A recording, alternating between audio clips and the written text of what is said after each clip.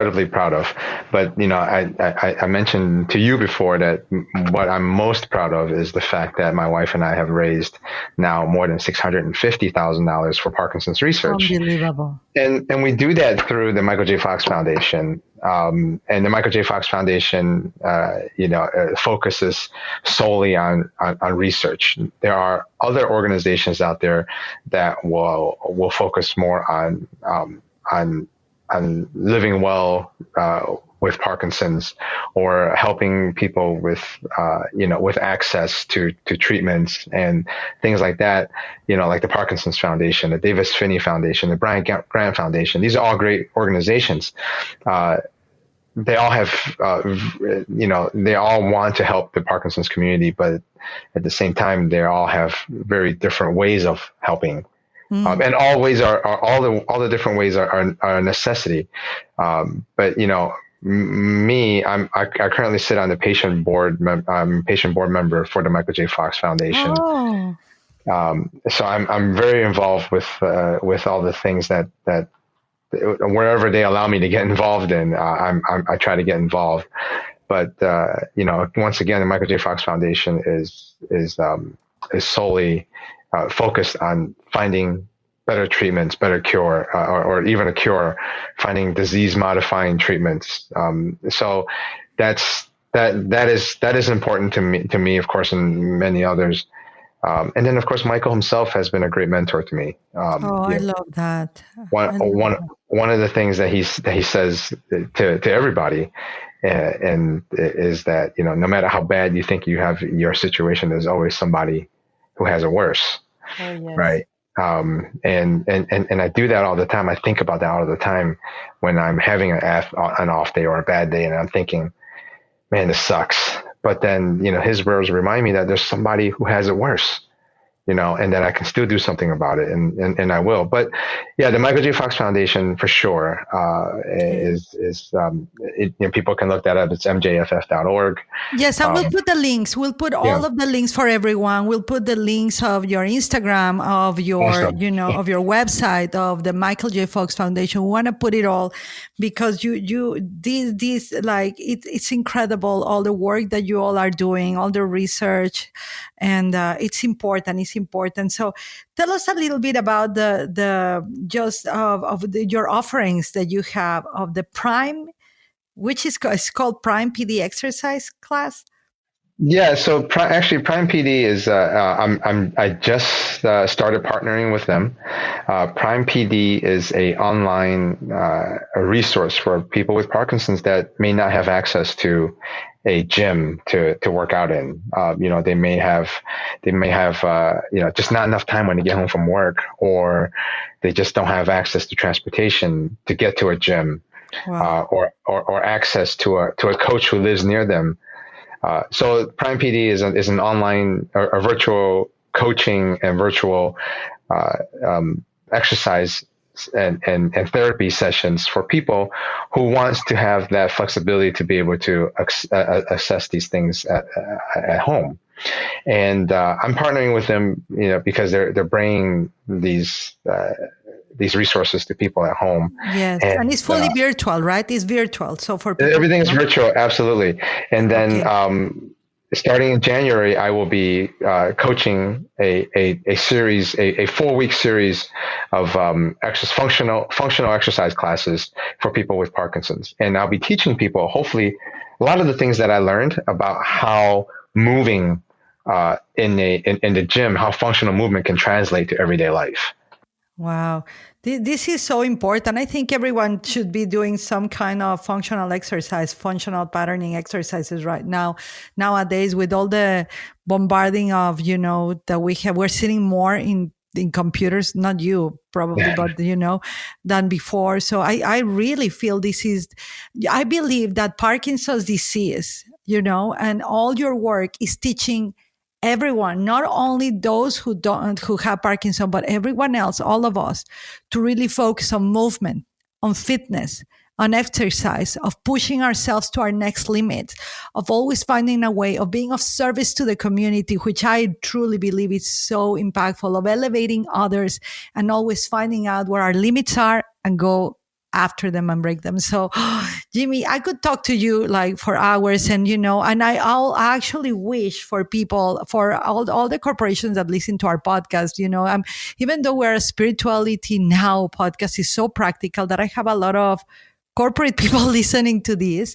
And I know you can, I really recommend people hiring you and bringing you as a public speaker. It's unbelievable. So they can reach out to you in your website too for that, right? To hire you to speak. Absolutely. And, the best place to find me is on Instagram, or my website. Yeah. The foxninja.com. And we'll put everything. So, you are really a remarkable human. I'm so blessed and grateful that I had the privilege to hear you speak and meet you. And I'm so inspired. I'm actually going to go work out after this. Really, not because of the physical aspect, but because it's so easy to forget the grace of being alive. It's so easy to go into the comfort zone like many people do, but to challenge ourselves, to push our limits, which you do so beautiful and so incredibly powerful with the world. I feel it's a duty of the soul. So, Jimmy, I'm going to ask you a couple of questions. It's a tradition of the podcast. You just answer like however you choose, but fast. Well, as fast as possible. I'm not going to be pushing, right? But so it's just a couple of questions. So if obviously, maybe you have heard this, but this is another twist. If your future self had an advice to you today, what will it be? Usually we go for if you had an advice for your younger self. I don't like to do things the same as everybody else. So if your future self had an advice for yourself, the past self that you are right now, your future self, 10 years from now, that 10 years from now, future self, what will it be? That's a good one. I've never been asked that before, but I think I know what that advice would be. That advice is continue living your life for today because you don't know what tomorrow will bring. Amen to that. So the second one, what is your meditation? Oh, my meditation is finding that inner peace when I am doing something hard, right? Because that concentration level that's required when let's say you're running, 15 miles today, or if I've committed to 200 nonstop burpees, sometimes you just gotta focus. And when you focus, you really concentrate on that inner thought. And when you're in that inner thought, that is my time to just kind of calm myself down and to think and let my body take over and complete the task at hand. Wow. Yes. What is something that you've been misunderstood for? Oh, you know what? People that follow me on TikTok or on Instagram often misunderstand me because what they're seeing is a 15-second or a 60-second clip into my day. They look at me on these videos and think, boy, this guy's Superman, and that he never has any off times or any bad days. But in reality, it takes me hours to prepare for that 15 seconds to 60-second clip. I meant to that. Preparation is something that people usually don't see. That you see the result of it, right? Yeah. Okay. The forest or the beach? Oh, the beach. Yes. Only because my family loves the beach. Oh, that's so beautiful. So, and if you had an advice for the younger generation for pushing their limits, their boundaries, that could actually help them create an incredible life, what would it be? Is to just slow things down and break things down into smaller, obtainable goals. That way, when you hit those little goals, it's a win. It's confidence building, and then you can keep pushing that goal out, and then ultimately you'll be able to hit the bigger goal that you set for yourself. Oh, there you have it. So we're going to end. We have a ritual here in the podcast for you to give now. Kind of you just did it with the youth, but like to bring what will be a blessing that you will like to give to all the people that listen to us, that share the podcast? And again, I mean, it could be the one that you just gave to the youth, but it's to end up. Some people No, do prayers. you know, What will it be? you know what I think is I just want people to know that no matter what situation they're dealing with in life, life is going to bring changes. So if you don't make changes to yourself to adjust to those changes, you're just going to stay in the same spot. So think about that, and whenever there's a change coming into your life, you have to think about what changes you need to make to adjust. Wow, yeah, adapt or die. Yeah. Wow, thank you, Jimmy. Thank you so much. I'm super inspired personally. I know our audience will be too. I hope we have you back, whenever there is a chance for all of us to support any foundation, anything that you do. We'll make sure to let all the people know where they can reach you, where they can support, where they can donate. And that this is your home whenever you want to come back here, Jimmy. Thank you so much.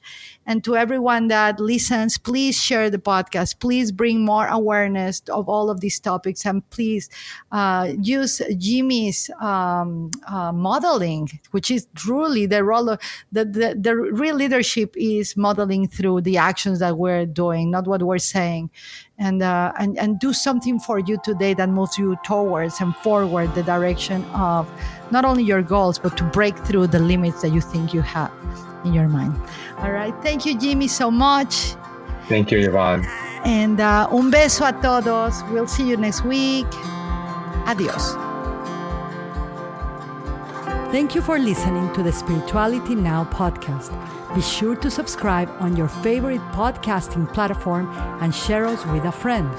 To learn more about how to live more present in the moment and take your faith into action, visit delaflorteachings.com/faith to access the free training of 21 Days of Faith in Action today.